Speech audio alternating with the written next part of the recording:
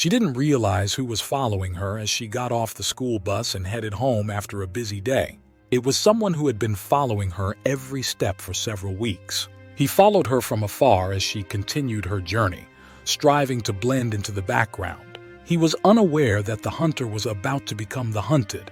The outside world can be scary. True monsters roam the streets openly, and sometimes it's impossible to turn their evil motives until it's too late. Most people spend a lot of their time doing good, doing their best, and just creating the kind of style they desire for themselves and their family members. But trouble could be lurking around the next corner. No matter how safe life seems, real can hide in virtually any gap or crevice. Fretes are not always discernible, and wolves can often become sheep-like in appearance. Then what can you do to save your loved ones and yourself from evil? This story educates us. You don't have to get ready if you stay prepared. The setting of this story is not considered very threatening. Mostly families live in this suburban region. Locals only learned about crime from the media. The most serious problem or dispute typically arises when a neighbor parks their truck in another neighbor's driveway. This should now change completely. 15-year-old War Oliver attends Franklin High School in Livonia, Michigan. She lives with her mother, Cindy, her father, Mike, and her 19-year-old brother, Chris. The Oliver family recently came perilously close to a tragic event that may have ruined their lives forever. The family was ready to fight back against anything, anyone, and by any means. But fortunately, the attacker was unaware of this. He would regret interfering with the Oliver family. Everyone who knows Laura, who recently graduated from 10th grade, describes her as a cheerful girl. This includes everyone from neighbors to teachers and students at their school. Still, she faced a challenge to her peaceful life. It was someone she knew personally. Little did she know that Radrick Robert, the clerk at the nearby bakery where she occasionally shopped, had a secret crush on her. If a man had kept his crazy obsession to himself, this situation wouldn't be so serious. No one was aware that he was sick to raise human beings without her knowledge prior to the incident. He discovered her social networking sites and the high school she attended. It didn't take long for him to spot her apartment. After the event, police uncovered CCTV evidence suggesting Roberts was pacing Laura's neighborhood. The worst wasn't even that. The video showed Roberts occasionally standing outside Laura's house and staying there for hours while looking through the windows at what was inside. In hindsight, it's obvious what he was doing. Gathering information about the family's habits and routines in preparation for the horrific act he was about to commit. He planned how he would enter the house and carry out his plans undetected.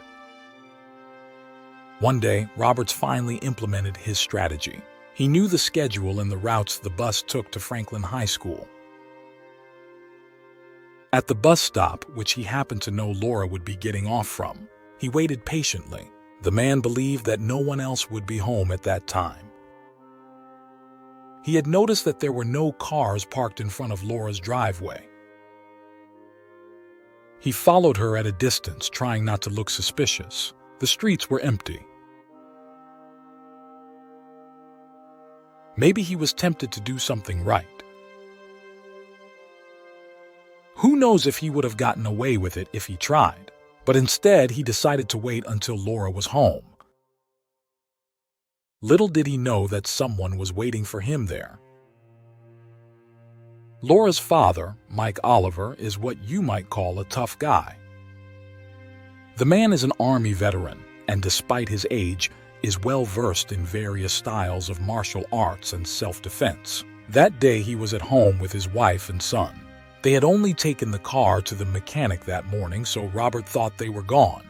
That would turn out to be the biggest mistake of his life. When Mike saw Roberts walking toward the front yard right after Laura walked through the door, he knew something was wrong. He went outside and asked the man we'd screwed up. He tried to turn and run, but Mike chased after him, reached him, and grabbed him to the ground. grabbed his hair. Mike recounted the fight when speaking to the media. He was like an alligator just spinning, and he got away. He ran around the corner, but Moore's father wasn't willing to let him get away. He quickly called the neighbor next door, told him what had happened, and asked him his truck.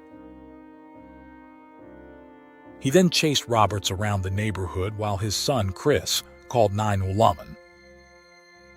A group of police officers soon arrived at the scene and arrested Roberts. At the moment, he is awaiting his trial, and Laura is alive and well.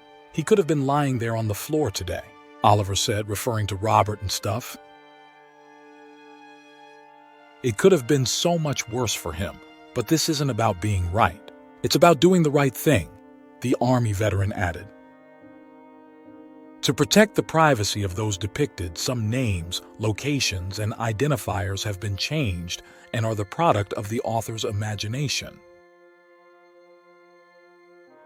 Any resemblance to any actual event or place or person living or dead is purely coincidental.